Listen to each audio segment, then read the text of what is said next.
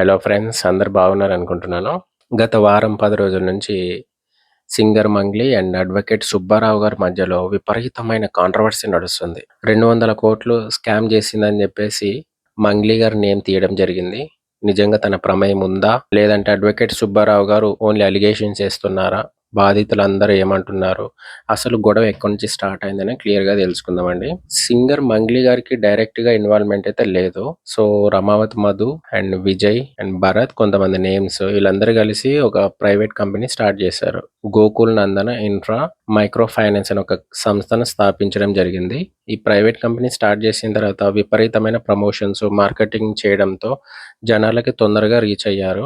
So, మీరు గనక మా కంపెనీలో పెట్టుబడులు పెడితే అధిక వడ్డీలొస్తాయి. ఇంట్రెస్ట్‌తో సహా మీకు మంచి ప్రాఫిట్స్ ఒస్తాయి. నిరుపేదలు కాస్త ధనికులవ్వచ్చు అని జెప్పేసి డబ్బు ఆశ పెట్టి, మేము స్కూల్స్ కట్టిస్తాం, సిమెంట్ ఫ్యాక్టరీలు కట్టిస్తాం, పబ్బులు కట్టిస్తాం అని జెప్పేసి మాయమాటలు జెప్పి జనాల దగ్గర ఒక్కొక్కడి దగ్గర 50,00,000, 12,00,000, 15,00,000, 1,50,00,000 జనాలకు ఎవరికైనా ఆశ ఉంటది గదా! ఉన్న డబ్బంతా తీసుకొచ్చి వాళ్ళ దగ్గర ఇన్వెస్ట్‌మెంట్ చేయడం జరిగింది. ఫస్ట్ 1, 2 మంత్స్ బాగానే రిటర్న్స్ ఇవ్వడం జరిగింది. తర్వాత ఆ రిటర్న్స్ అనేవి రావట్లేదు ఇంకా. ఇంకా జనాలకి డౌటొచ్చి వాళ్ళు చేసిన ట్రాన్సాక్షన్స్, ప్రూఫ్స్ అన్నీ తీసుకొనెళ్ళి పోలీస్ కంప్లెయింట్ ఇవ్వడం జరిగింది. ఇది ఆల్ ఓవర్ తెలంగాణలో జరిగింది. ఎందుకంటే వాళ్ళ బ్రాంచెస్ అనేవి నెమ్మదిగా విస్తరించుకోవడంతో జనాలందరికీ తెలిసి ఒకరు జాయిన్ అయితే ఇంకొకరిని జాయిన్ చేపియడము. చైన్ సిస్టమ్ అంటాం గదా! మార్కెటింగ్ లెవెల్‌లో భారీ మోసం జరిగిందండి పాపం. సో, ఫైనల్‌గా జనాలందరూ కాంప్రమైజ్ అయ్యి మేము మోసపోయామని గ్రహించి ఆ ప్రూఫ్స్ అన్ని తీసుకొనెళ్ళి పోలీస్ దగ్గరికెళ్ళడం జరిగింది. పోలీసులు గూడా ఎఫ్ఐఆర్ ఫైల్ చేసి ఒక అడ్వకేట్‌ని గూడా నియమించడం జరిగింది. అడ్వకేట్ వచ్చేసి సుబ్బారావు.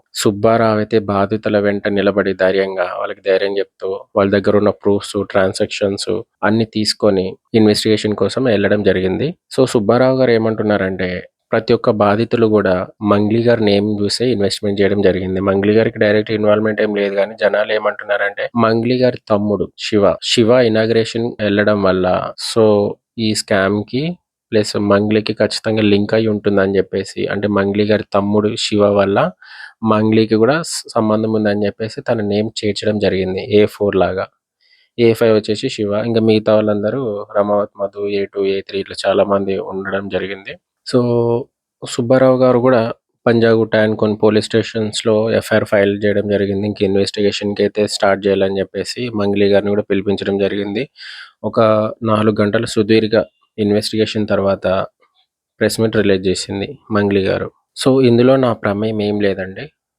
కావాల్సి నన్ను డీఫేమ్ చేయాలని నా పేరు పోగొట్టాలని జెప్పేసి చాలామంది నా మీద బురద జల్లుతున్నారు. దీనికి నాకు అస్సలు సంబంధమే లేదు. ఏ బాధితులు గూడా నా నేమ్ జూయించట్లేదు. ఒక కాల్ కన్వర్జేషన్ గానీ, ప్రాపర్ వీడియోస్, ప్రూఫ్స్ లేకుండా నన్ను బ్లేమ్ జేస్తున్నారు. నా తమ్ముడు గూడా అమాయకుడు. నేను కష్టపడి పైకొచ్చాను. నాకు ఫ్యామిలీ తప్ప నాకు వేరే ఆప్షన్స్ లేదు. పాడడం అనేది, సింగింగ్ అనేది నా యాంబిషను. సో, ఇలాంటి చిన్న చిన్న విషయాల్లో నన్ను లాగకండి అని జెప్పేసి ప్రెస్ మీట్ రిలీజ్ జేసి బాధపడుతూ చెప్పింది. సో, ఇక్కడ 2 వర్షన్స్ ఇవ్వండి. అంటే సుబ్బారావు గారేమో బాధితులందరికీ మంగ్లీ నేమ్ జూసే మేము ఇన్వెస్ట్‌మెంట్ జేసాము. వాళ్ళ తమ్ముడు శివ గూడా ఈ లింక్ ఉంది ఇందులో. వాళ్ళ తమ్ముడు గూడా ఆ కంపెనీ స్థాపించినప్పుడు ఇనాగరేషన్‌కొచ్చాడు. సో, తమ్ముడు ఏం జేస్తున్నాడనేది మీకు తెలీదా? ఖచ్చితంగా మంగ్లీ గారే వెనకాలుండి నడిపిస్తున్నారు అని జెప్పేసి సుబ్బారావు అండ్ బాధితులు అంటున్నారు. ఇటు మంగ్లీ గారేమో కావాల్సి నన్ను ఇందులో ఇరికిస్తున్నారు. ఎలాంటి ప్రూఫ్స్ లేకుండా నన్ను బ్లేమ్ జేయకండి. సోషల్ మీడియాలో నన్ను తిట్టకండి. మా పర్సనల్‌గెళ్తున్నారు. సుబ్బారావు మీద మళ్ళీ తిరిగి విమర్శలు చేస్తుంది. సుబ్బారావు గారికి ఒక యాంకర్ 'శ్రీముఖ్' అంటే చాలా ఇష్టము. క్రష్ ఉంది. 'బిగ్ బాస్' ఫేమ్ కోసం ఇదంతా కాంట్రోవర్సీ చేస్తున్నారు. అతని మాటలు నమ్మకండి. ఇన్ని రోజుల నుంచి నేను చేసింది ఏందో తెలీదా అని చెప్పేసి మంగ్లీ గారు. సో, నాకిక్కడ అర్థం కాని విషయం ఏందంటే సొంత తమ్ముడు అంటే నా వర్షన్‌ని చెప్తున్నాను. నా ఒపీనియను. మంగ్లీ గారి తమ్ముడు శివ ఒక ఇనాగరేషన్ కంపెనీకెళ్ళి ఇంత పెద్ద స్కామ్‌లో ఇరుక్కున్నాడంటే సిస్టర్‌కి తెలియకుండా ఉంటదా? First question. ఒక సైడ్ బాధితులు గూడా తప్పుందండి. అంటే ఇంట్లో మన బంధువులకి, ఫ్రెండ్స్‌కి ఒక 500 అడిగితే ఇవ్వము. కానీ ఒక ముక్కు, మొహం తెలియకుండా ఉంటారు చూడండి వాళ్ళకి లక్షలిచ్చి మోసపోతారు. జనాలది గూడా తప్పుందండి నన్నడిగితే. సో, దీంట్లో దొంగ ఎవరు, దొర ఎవరో మనకు తెలీదు. ఇన్వెస్టిగేషన్ చేస్తే నడుస్తుంది.